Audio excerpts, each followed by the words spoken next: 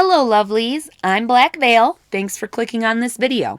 I cover mysterious, spooky, and true stories, so if those things interest you, please consider subscribing. Today we're going to talk about the weirdest recent crimes. So on November 16th, some vandals freed thousands of minks at a rural northwest Ohio farm, leaving an estimated 10,000 of the small carnivorous mammals unaccounted for, the local sheriff said.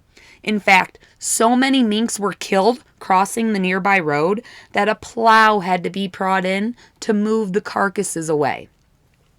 The property owner initially estimated 25,000 to 40,000 mink were released from the cages.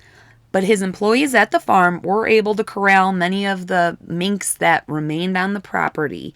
He declined to discuss any potential motive for the overnight vandalism or say whether any suspect has been identified as his office investigates. However, there was a spray-painted message of the letters ALF and the phrase "will be back" left at the scene. There is a group known as the Animal Liberation Front that has previously claimed credit for releasing a much smaller number of minks at another farm in a previous incident from years ago. We still don't know for sure who it was, but the sheriff's office has warned residents in the area to be cautious with poultry flocks, small pets, and koi ponds that the mink might attack. But it later said the freed mink are considered domesticated and likely lack the skills to survive in the wild. The sheriff urged people who spot them not to approach them and to contact the farm or trappers for recapturing. On October 5th, a Kansas man was charged with joyriding, but his ride doesn't sound very joyful to me. Police say Dustin Slocum climbed onto the back of a tractor trailer at a shipping yard in Wichita and held onto the door bar for 130 miles down Interstate 35. The truck driver was totally unaware he had a passenger on his rear, but was stopped in Guthrie, Oklahoma, after other drivers finally got him to pull over around 2:30 a.m. Police say several drivers called 911 after spotting Slocum, but it took troopers some time to locate the truck. Slocum stood on the trailer's rear rails as he clung to the door bar, police say.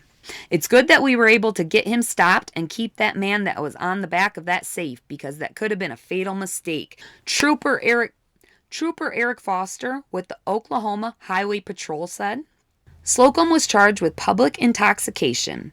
Foster continued, "There's a couple different stories about why Slocum was on the back of the semi-truck, but according to Slocum, he was looking for his wife, whatever that means." August 2nd, authorities say a child was thrown into a state of shock after her father amputated his own leg in front of her.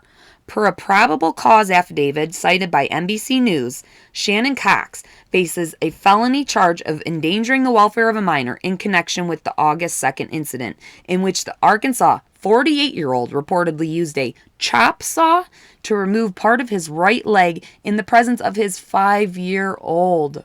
The unnamed girl confirmed to the Boone County Sheriff's Office that she saw it happen. A member of the sheriff's office discovered Cox naked and missing a portion of his leg in front of a home. Deputies followed a trail of blood to a chop saw and found the removed limb portion there. Gross. Cox's 30-year-old wife told authorities she left home the night prior after fearing for her life. She said her husband had been acting strangely, but that she wasn't concerned about her child's welfare. Wait, what? Per the affidavit, wife Sandy said he was telling her that he was Jesus Christ and that she needed to get right with the Lord. Sandy said he then became violent toward her and said he was Satan. He told Sandy that he was going to twist her head off and continued to make verbal threats.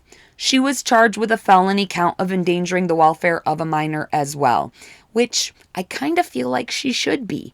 He was telling her he was Satan and was going to twist her head off, but you didn't fear for the safety of your child. You left the home and left your child there with this maniac? I can't even fathom the thinking behind that. But I digress. Let's continue. So, in other weird news, A TSA agent in New York City spotted a live cat trapped inside checked luggage at the John F. Kennedy International Airport, but thankfully, safely got the cat out of the bag.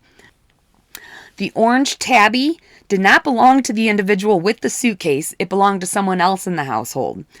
The flagged luggage was taken aside and the cat rescued before the tabby could have ended up in the pressurized cargo hold. It was implied that the furball saw the open suitcase and jumped in without the traveler seeing it. So, we hope that's the case.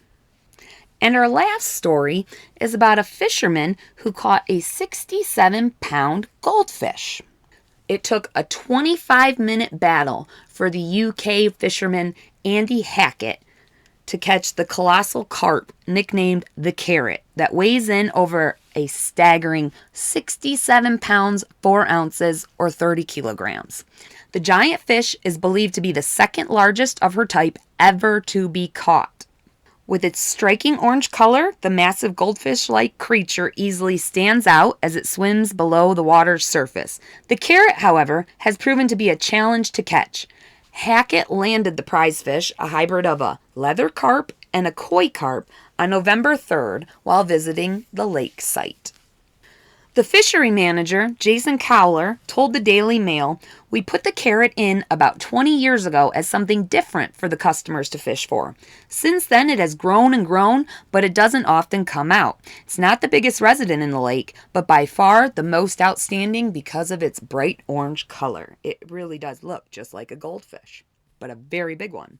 After Hackett pulled in Carrot and had her weighed, she was released back into the lake because the fishery has a no retention rule put in place, so fishers never carry the fish onto land.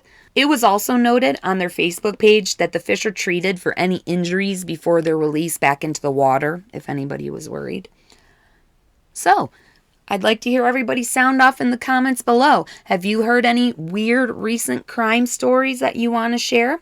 I'm Black Veil. Please like and subscribe if you liked and want to subscribe. Hopefully catch you in the next one.